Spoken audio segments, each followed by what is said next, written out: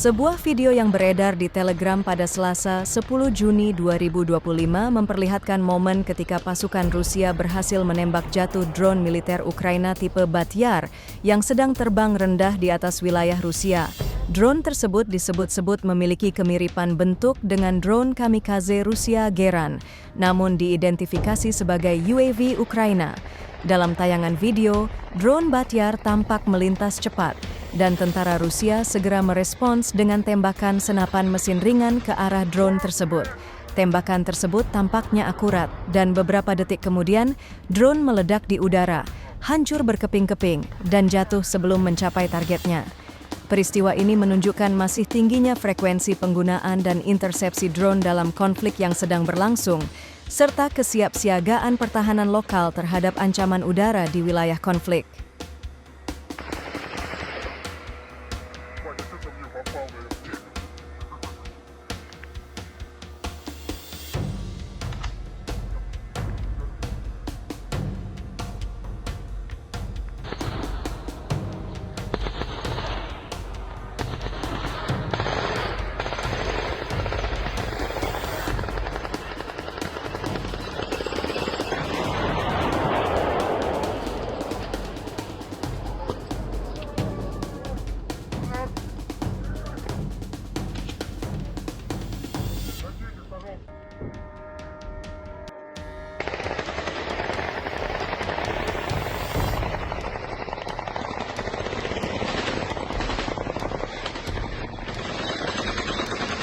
What? Yeah.